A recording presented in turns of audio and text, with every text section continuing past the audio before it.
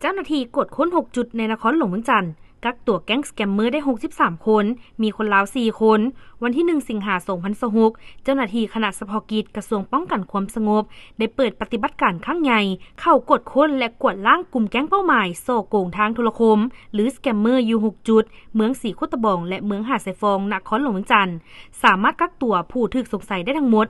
63คนหญิง3คนและยึดของกลางได้จำนวนหลวงลายในนี้สัญชาติจีน57คนหญิง2คนลาว4คนหญิง1คนกัมพูชา1คนและคนไทย1คนคือ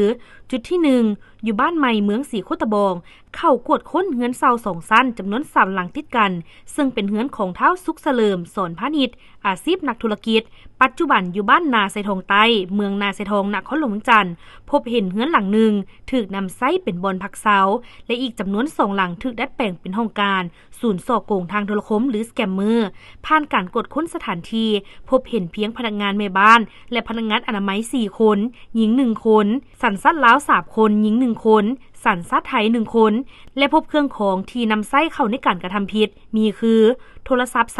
3,172 หน่วยคอมพิวเตอร์ตั้งโต๊ะ97 หน่วยคอมพิวเตอร์โน้ตบุ๊ก2หน่วยหนังสือผ่านแดน2หัวรถเก่งเกียร์ริโอสีขาวบ่มีป้ายทะเบียน1คันรถตู้บ่มีป้าย1คันรถจักร Honda Scoopy สีดำเลขทะเบียนยอ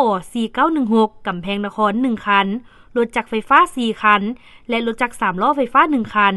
จุดที่2อยู่บ้านหนองไฮเมืองหาดไซฟองเข้ากวดค้นเฮือนเซา2ชั้นซึ่งเป็นเฮือนของนางสมพันธ์อายุ40ปีอาชีพพนักงานพบผู้ถูกสงสัย24คนในนั้นสัญชาติจีน23คนหญิง1คนคนลาว1คนและยึดเครื่องของกลางได้คือคอมพิวเตอร์ตั้งโต๊ะ28หน่วยคอมพิวเตอร์โน้ตบุ๊ก1หน่วยโทรศัพท์มือถือ70หน่วยเครื่องรับสัญญาณอินเทอร์เน็ตผ่านดาวเทียม1สุดจุดที่3บ้านเมืองวาทาเมืองสีโคตบองกวดค้นเฮือนเซา2ชั้นซึ่งเป็นเฮือนของเท้าบุญโฮมพนักงานบำนาญสามารถกักตัวผู้ถูกสงสัยได้2คนจีน1คนกัมพูชา1คนพร้อมโทรศัพท์มือถือ5หน่วยคอมพิวเตอร์โน้ตบุ๊ก3หน่วยและ iPad 1หน่วยจุดที่4และ5โรงแรมยุนนานบ้านอุบมุงและตลาดสังเจียงบ้านวัดไต่น้อยเมืองสีโคตบองเจ้าหน้าที่ได้เข้ากวดกาห้องพักโรงแรมเบอร์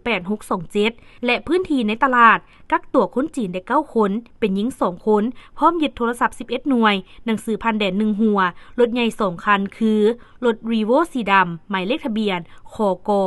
5526นครหลวงเมืองจันทร์รถเบนซ์สีดำหมายเลขทะเบียน AFC 168จุดที่6อยู่บ้านสารคำใต้เมืองหาดไซฟองเข้ากวดค้นเฮือนเซาวิลล่าชั้น1ซึ่งเป็นเฮือนของนางแก้วแก่นใจขีนพรหมวงศ์อาชีพค้าขายปัจจุบันอยู่บ้านสมหวังเมืองหาดไซฟองนครหลวงเมืองจันทร์สามารถกักตัวผู้ถูกสงสัยสัญชาติจีนได้24คนยึดคอมพิวเตอร์โน้ตบุ๊ก5หน่วยคอมพิวเตอร์ตั้งโต๊ะ83หน่วยโทรศัพท์85หน่วย iPad 1หน่วยและเครื่องรับสัญญาณอินเทอร์เน็ตผ่านดาวเทียม2สุดปัจจุบันเจ้าหน้าที่กำลังเร่งสืบสวนสอบสวนขยายผลเพื่อซอกหาผู้ร่วมขบวนการเพิ่มเติม